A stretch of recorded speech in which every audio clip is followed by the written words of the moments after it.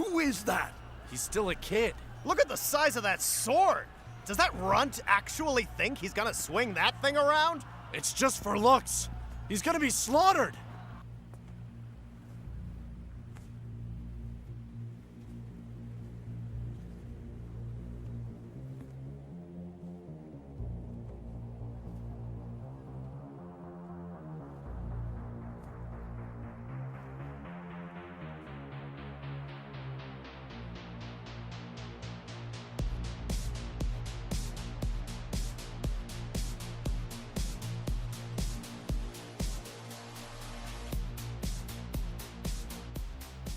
A man covered in scars, alone somewhere on the battlefield, with hands that know no love, if not for the caress of a hilt, and a mouth which snarls more than it smiles.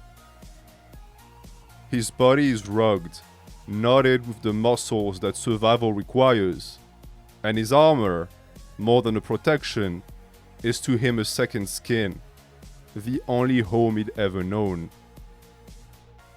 At the end of his arm, you will find a sword, always aiming forward, like an extension or second limb, like a compass point that guides one towards destiny. And what a destiny that is! A path layered with corpses, accompanied with the resounding screams of metal against metal, and the agony of flesh that meets the blade. Foolish is the man who seeks to stand in the way of that swordsman. Reckless is the blade that tries to resist his swings. For calloused is the resolve of he who lives on the battlefield. This man has many faces, and died many deaths, but has no name.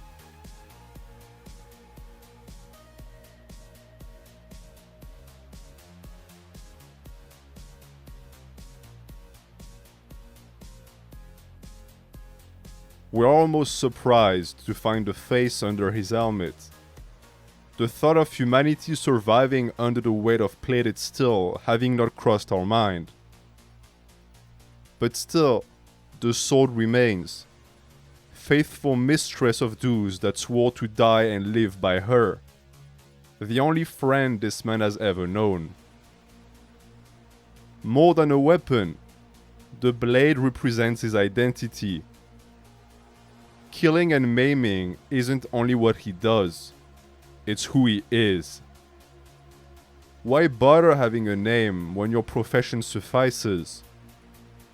When all you remember doing is fighting, and the first toy you clutched in your hand was a blade, battle skills take prevalence on soul searching.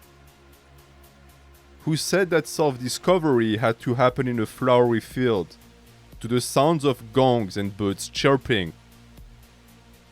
Struggling to the death is just as valid a method, and if a man cannot find who he is in the face of peril, he is very unlikely to ever find himself at all.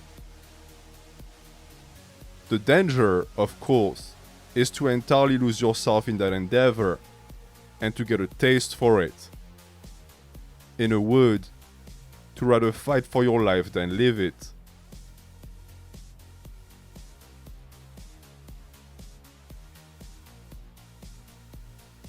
No one chooses to drown in a bath of bloodlust randomly, and for every lone wolf, there is a story, a genesis of sorts, from which the heart of darkness takes its source.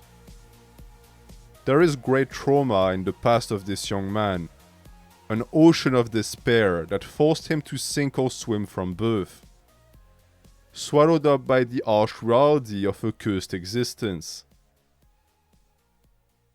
To be able to survive this cruel world, a bow in its fangs, and what better place to sharpen them than on the front lines? A lifetime of sword swinging is sure to turn any pup into a full-grown beast. But while the years have contributed to thickening his limbs and filling up his chest, there is no changing the haunted gaze of eyes that look without seeing, trademark of those whose past is their only future. To forget this reality our hero fights, happy to let war dissolve the specters of his own mental battles that he has long given up on winning.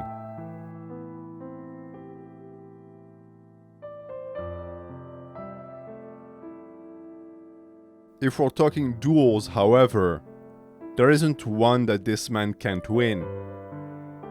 He cuts through steel with the ease of one wielding lava blades, and with the conviction he puts in each strike, it wouldn't be far-fetched to compare his style to that of an erupting volcano. Regardless of their size or armament, anyone who tries to stop this explosive assault is sure to catch a flame. And the same goes for those who would attempt to touch him. An inferno has no patience, and will burn enemies and allies alike, especially if it has been doused before. The fate of a blaze is to consume indiscriminately, to the point that it must eventually devour itself, as all pyres require care, and he who doesn't provide his with enough wood might be forced to let it burn off his bones. That is, if his path doesn't cross that of another, who burns just as bright, and whose light might inspire new heights. And as it is only fitting for twin flames to cross paths by the sparks of sword clashes, this encounter with fate occurred in battle.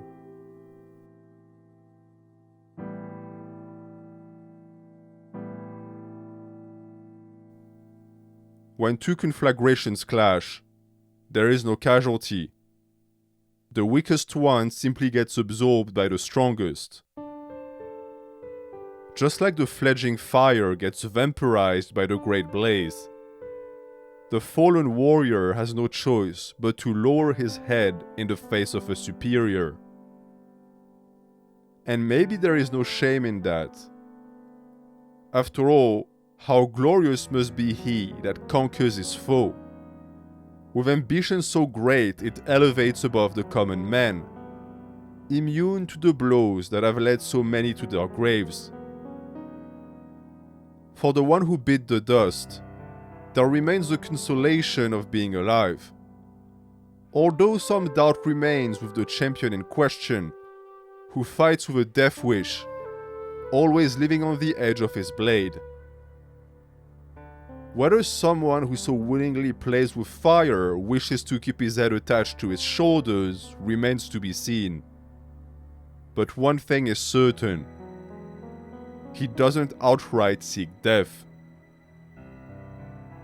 That man stays in the interstice between two realms, the only fitting stage for those not quite dead nor alive, hoping to find there an answer to his existence, or a chance to lose it.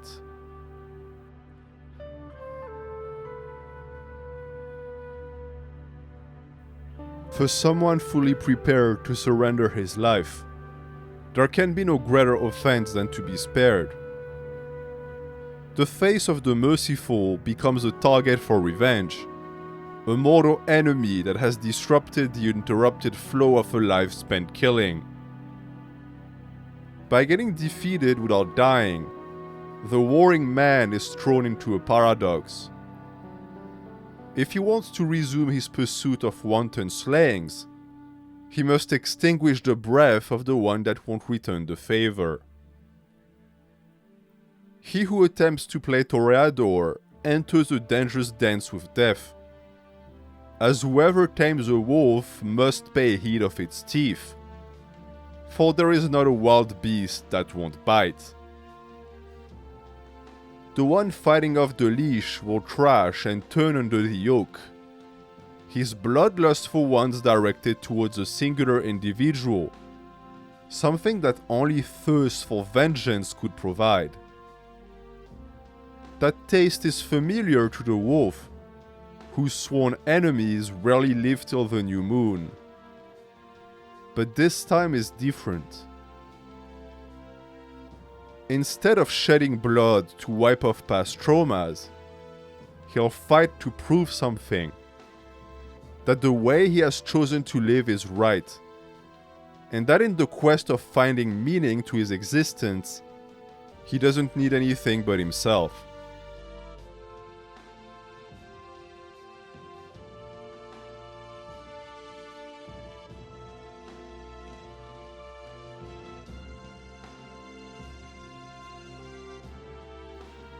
In doing so, he will discover a truth the long nights alone had him forget.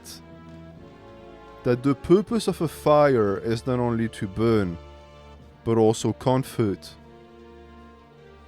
Hurt times and times again by the cruelty of humans, our wolf had come to believe that the company of others meant pain. His only social interactions coming in the form of pitched battles. He had seen the worst of men, and as such, had no attachment towards his own humanity, rejecting any physical contact that didn't involve slaughter, as the agony of an open wound is nothing compared to the torture of intimacy. Refusing to let his guard down, the cuddling of his sword was the only love he'd ever known. He had never envisioned that the fence he put up to ward off evil also kept it at bay. But this encounter with the Orc put a hole in his walls, forcing on him a domestication of sorts. For the first time in a while, the wolf was part of a pack. At its head, Griffith, the first to ever defeat him, with dreams so big it makes everything seem possible. Even a chance at redemption for someone who ignores what it means. And since to exist in a group, you need a name, and to find who you are, you need an aim, then here goes the journey of Guts, captain of the Raiders.